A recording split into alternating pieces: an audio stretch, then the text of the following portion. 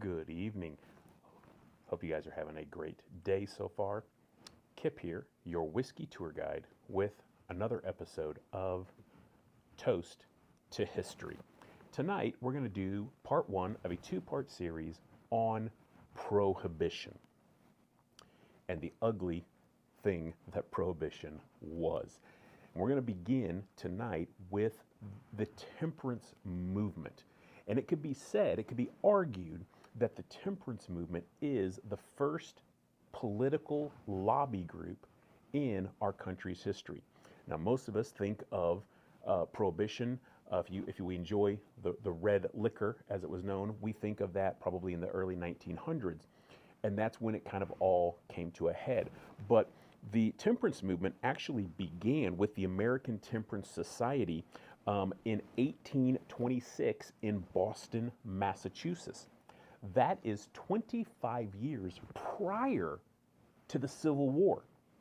Now, why that's important and why temperance didn't gain more steam early on, unfortunately for them, is because that slavery and abolition were still hanging in the balance. And so it was primarily a northern issue for the Prohibition, but the Southerners, even those who may have supported Prohibition, were torn. They had their loyalties divided because of slavery and abolition. And that, when it was divided, that is where they went. That's what took their attention. That became the forefront of their mission because slavery, slave rights, and abolition was their number one concern.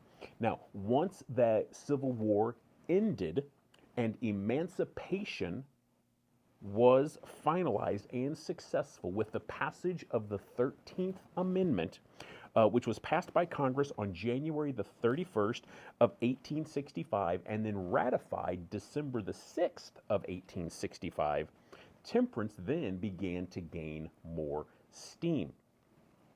Now that issue was over, it began to gain some more steam naturally amongst the Southerners. But it was also, there's another reason why it began to gain steam, is because now the freed slaves, who were still oftentimes seen as suspect, still sometimes seen as lower than human, not equal by any means in many people's thoughts, it was a way to keep the colored people out of the saloons and out of the bottle, which they perceived would lead to things that weren't seemly. And so it led to this movement to, okay, we had to concede that emancipation happened, the slaves are now free, but we want to now still kind of protect some things along the way. Now, just a little shameless self-promotion. I am reading from my book, Sweet Drams Are Made of These, which is kind of a whiskey history book. And I'll give you a couple reasons also why temperance began to gain steam. A couple fun facts. For example, in 1830, the average American over 15 years old consumed almost 7 gallons of alcohol a year.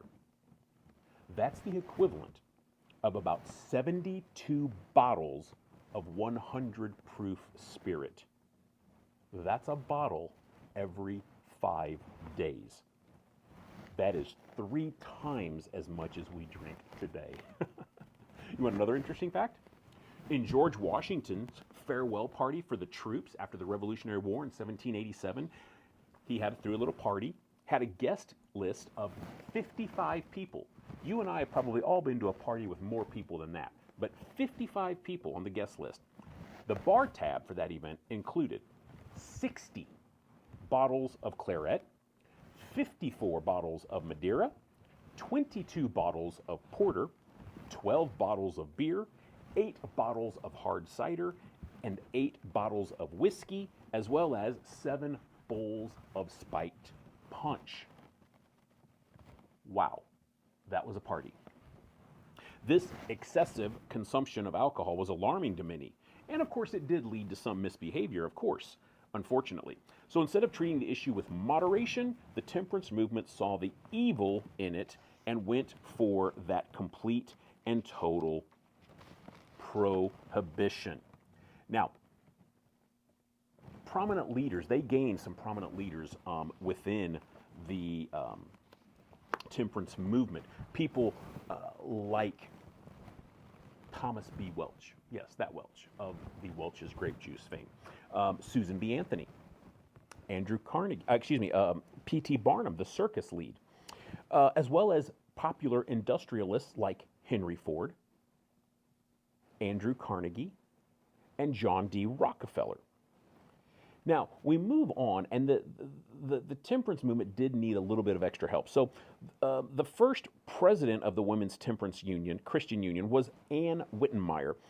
And later, she was succeeded by Frances Elizabeth Willard, who was named the president in 1879 and served until her death in 1898.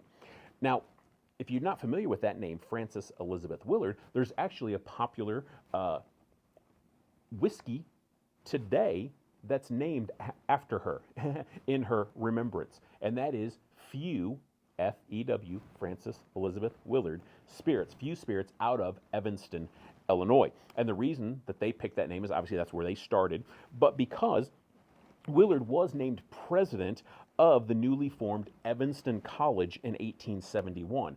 2 years later, it merged with Northwestern University, and she became the first dean of women of the Women's College. Now, we know stories, probably the most popular name in Prohibition era is Carrie Nation. Carrie Nation was a troubled woman. If you look at her past, had some serious issues, but she became literally the axe bearer for the temperance movement. And in one example, she went into a drugstore in Kansas, rolled out a barrel of brandy, smashed it with a sledgehammer, and then set the contents on fire, basically right out there on the porch or the front street right in front of the drugstore. She later became famous for carrying around her axe or her hatchet with her everywhere she went, and not only threatened, bars and drugstores and saloons, those owners, but also the patrons of those organizations, and she was off her rocker. But worked in instilling fear for many people. Now, they did need some extra help. Temperance movement was gaining steam, but they needed a little bit more formal organization. And so the Anti-Saloon League, oh, hello there, Booker. That wasn't very good. The Anti-Saloon League was formed in Oberlin, Ohio in 1893, and it became one of the biggest political organizations in the country. According to Ken Burns, who is a history writer for PBS, he says this, quote, "Under the shrewd leadership of Wayne Wheeler, the Anti-Saloon League became the most successful single-issue lobby organization in American history, willing to form alliances with any and all constituencies that shared its sole goal, a constitutional amendment that would ban the manufacture, sale, and transportation of alcohol." Now, according to Harris Cooper, who wrote a book on whiskey, he says, quote, "Fake news is not an invention of the 21st century. A propaganda pamphlet espousing prohibition claimed that alcohol could lead to spontaneous self-combustion. That 10% of the population died each year because people drank too much, and that 80% of America's criminals came out of the saloon." All complete lies and fabrication. But just like in our modern world, if enough people say it, people believe it. See, propaganda, misinformation, and threats of violence were all used by the temperance movement and the Anti-Saloon League to force their agenda upon the American people. And unfortunately, it was working. And next week, in part 2, we'll look at actual national prohibition, Congress's role, the Volstead Act, and what that actually looked like. But I'll leave you with this. Before national prohibition actually was enacted, the temperance movement had already succeeded in some form of prohibition in many states, towns, counties, and municipalities.